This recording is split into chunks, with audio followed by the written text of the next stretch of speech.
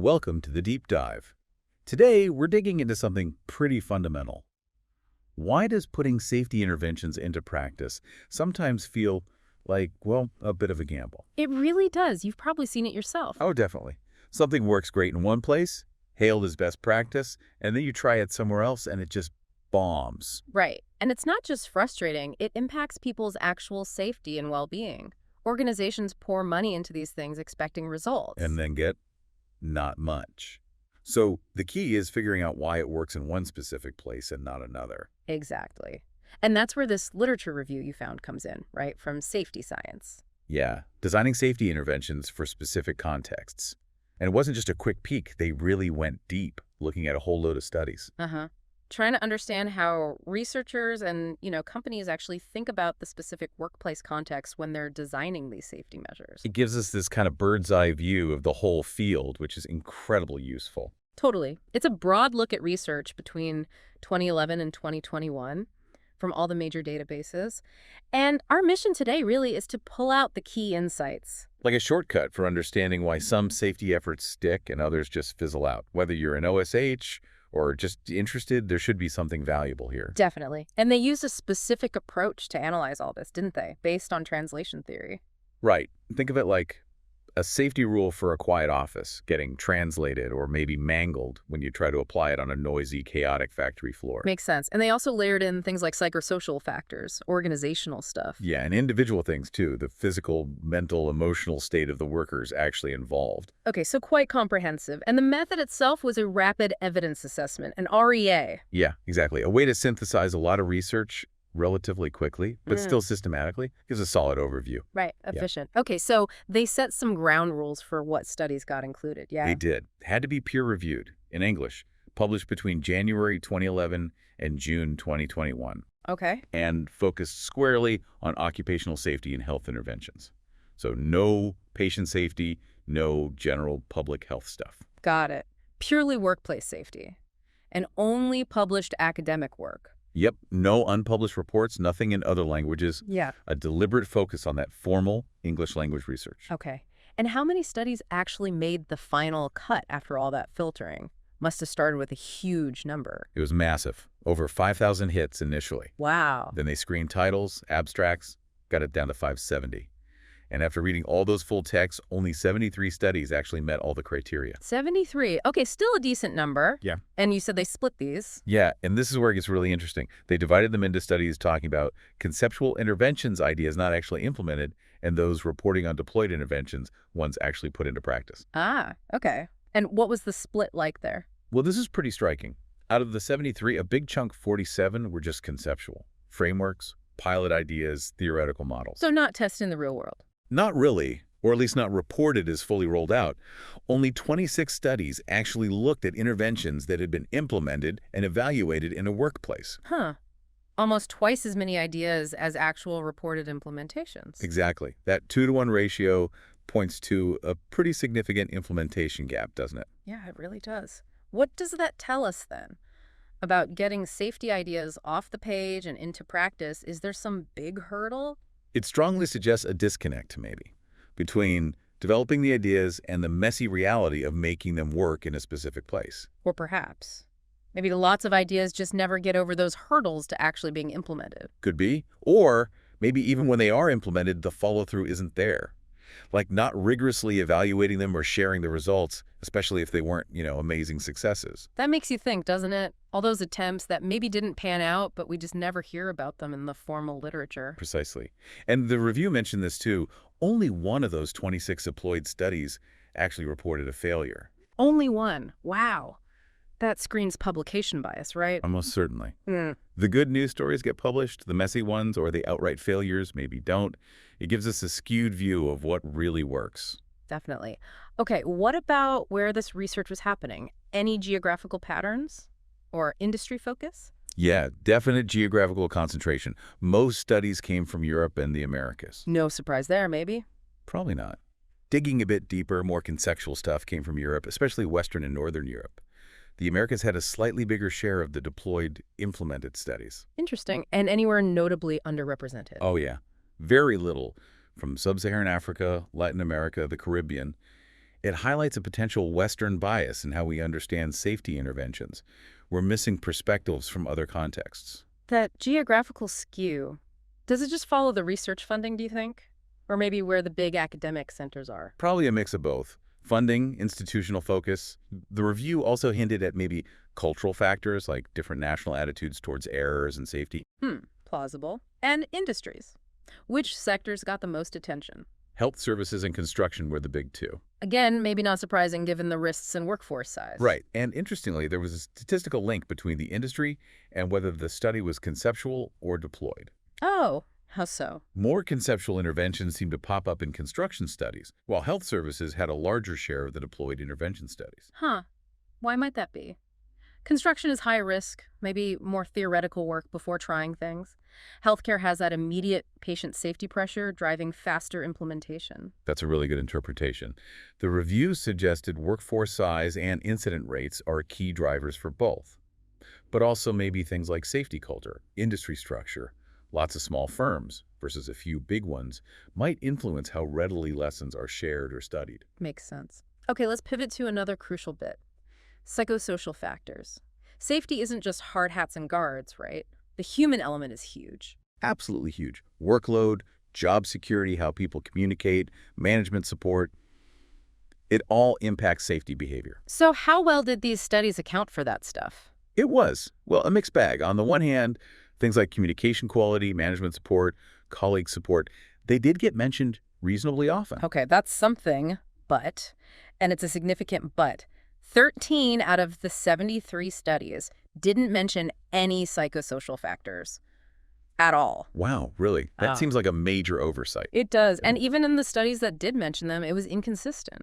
Really fundamental things like conflicting demands on workers or their sense of job security, they were considered least often. But surely someone worried about losing their job or juggling impossible tasks is going to behave differently around safety, less likely to speak up, maybe take shortcuts. You'd think so. The review actually pointed to other research showing precarious employment does affect risk perception and safety behavior. So why overlook it here? The authors suggest that maybe when you move from the idea stage to the real-world implementation with all its constraints, these bigger, maybe trickier factors like job security get less attention.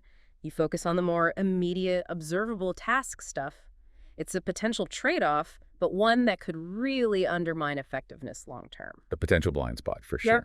Okay, they also looked at this idea of absorptive capacity. What does that mean here? Right, absorptive capacity. Basically, it's about the workers, the recipients of the intervention. How able are they to actually understand, accept, integrate, and act on the safety intervention? Okay, makes sense. And how they measure that? They looked at it through 3 lenses: cognitive factors, knowledge, experience; emotional factors, feelings, trust, motivation; and physical factors, manual skills, physical condition. And how well were those covered in the studies? Similar story to the psychosocial factors. Pretty similar, yeah. Yeah. Uneven. Cognitive stuff, knowledge, experience was mentioned most often, by far. And the others. Emotional and physical factors, much less frequently considered.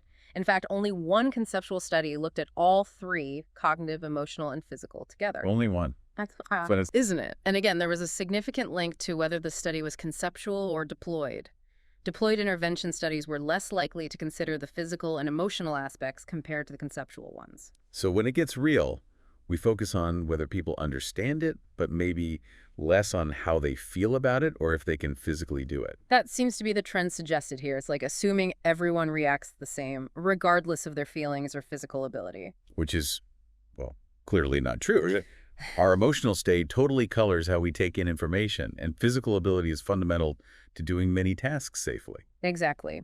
You can explain a procedure perfectly, but if workers don't trust why it's being done or they physically struggle with it, it's not going to stick, is it? Not a chance. Yeah. You mentioned some additional parameters, too, beyond those 3. Yeah, some conceptual studies went even broader. They touched on things like religious or cultural beliefs, the complexity of the organization or project, workforce nationality, peer pressure, even team turnover. Wow, so the context is potentially really wide and complex. It really is. Which brings us to the interventions that were actually deployed. What did the review find about the types of interventions used most? Okay, yeah. Looking at those 26 deployed studies, Training and education were the most common, Right? Makes sense. followed by things like communication strategies and different risk control methods. And the nature of them. Physical changes, process changes. They categorized them as physical, environment, tools, process, how work is done, or functional, roles, responsibilities. Functional was most common, then process, then physical. So more focus on roles and responsibilities. Seems like it. Yeah. And notably, most were more about human behavior and organizational practices than, say, new technology. Interesting. So lots of training, communication, focus on roles. Where did these ideas come from? Were they homegrown or borrowed? Mostly borrowed, it seems. Published studies and reports were the biggest source. Learning from other industries was also significant. Okay, and were they just copying things directly? Mostly not. Usually modifications or sometimes quite radical alterations of existing practices. Very few direct reproductions. That fits with the idea of needing to adapt, right? You take the core idea from the literature. And tweak it, sometimes substantially, for your own situation. Yeah. And more radical changes often came from that academic literature source. Okay. How were they actually introduced? Was it collaborative? Did they involve the workers? Mostly no. That was another key finding. The majority were introduced as new practice, often ad hoc, with limited collaboration between whoever came up with it and the workplace implementing it. So more top-down. Seems that way. Very few were described as real partnerships or having significant input from the workers themselves. That feels like a missed opportunity, doesn't it? You'd think getting worker buy-in and input would be crucial. Absolutely crucial for making sure it's practical, relevant, and actually gets adopted. Collaboration builds ownership. Yeah. So introducing things ad hoc, often from external sources, without that collaboration, you can see why adherence might be an issue. Totally. Okay, last bit on the deployed studies. What outcomes were they aiming for and how successful were they reported to be? The aims were pretty evenly spread across improving overall OSH performance, like reducing accidents, promoting safer behaviors, and enhancing worker well-being. Okay. Did he try to hit all three? No, none aimed for all three at once. A few targeted two. But what's really striking, as we mentioned, is only one study reported that the intervention failed. There it is again, that lack of reported failure. It just feels incomplete, like we're not getting the full story from the published research. Exactly. It reinforces that publication bias concern. We learn from success, but we also learn hugely from failure, and we might be missing those lessons. One final point from the results. You said none of the deployed studies explicitly mentioned this theoretical decontextualization idea, but some did describe practical problems. That's right. No explicit mention of Rovick's framework, for instance, but they did talk about real-world hurdles. Like what? Things like difficulties interpreting the intervention correctly, a lack of enforcement, assuming simple cause and effect, a reactive safety culture getting in the way, task interruptions, not enough time, and just worries about long-term adherence. So even without the theory label, they were bumping up against the challenges of context. Absolutely. Those practical struggles scream, context matters, even if they didn't use the academic term. Okay, that's a lot of findings to unpack. Let's shift into the discussion. What are the big takeaways here, the implications? Where are the missed opportunities? Well, the biggest immediate thing is that gap we talked about, way more conceptual studies than deployed ones. It signals a real disconnect between safety theory and practice. Ideas aren't making it into the real world, or we're not studying them when they do. Right, and the lack of reported failures makes it hard to know what really works or why things fail. And that underappreciation of psychosocial factors, Mm-hmm. that feels huge. Focusing on procedures, but maybe ignoring job insecurity or impossible demands. Exactly. We know those things matter hugely for behavior and risk perception. Addressing communication and support is good, but if we ignore job security or conflicting demands, are we just tinkering around the edges? Could tackling those less considered factors be key to more effective interventions? It very well could be. It might unlock more sustainable safety improvements. And the same goes for absorptive capacity, right? Mhm. Focusing mainly on cognitive understanding, do they get it? Yeah. But less on emotional buy-in or physical ability to do it? Precisely. We risk designing things that make sense on paper, but workers can't or won't actually implement effectively because we ignored the emotional or physical side. They're all linked. Yeah. We need a more holistic view of the worker receiving the intervention. Yeah. Another thing that jumped out was the dominance of administrative controls training, communication, policies. Compared to less focus on higher order controls like eliminating or substituting the hazard itself. So things that rely heavily on people behaving correctly all the time. Exactly. And while those are necessary, they don't always fix the underlying problem. It begs the question, are we too focused on changing people rather than changing the system or the environment to be inherently safer? That's a big question. And the way interventions were sourced and rolled out, mostly from literature, often top-down, little collaboration. Yeah, it suggests we might be chasing novelty from research papers and overlooking valuable lessons from inside our own organizations, or even from directly replicating things that worked in very similar places. And that lack of explicit focus on how to adapt things, the decontextualization, suggests it's maybe happening informally or maybe being missed altogether sometimes. Which means we're potentially skipping crucial steps in making an intervention truly fit the specific workplace. Okay, let's try and wrap this up. Synthesizing the key takeaways for listeners. What are the absolute must-remember points from this review? Okay, core points. 1. More safety ideas are studied conceptually than are reported being implemented and evaluated in the real world. Big gap there. 2. Key factors like psychosocial conditions, especially things like job security and the worker's full absorptive capacity, including emotional and physical aspects, are often overlooked or underplayed. Got it. 3.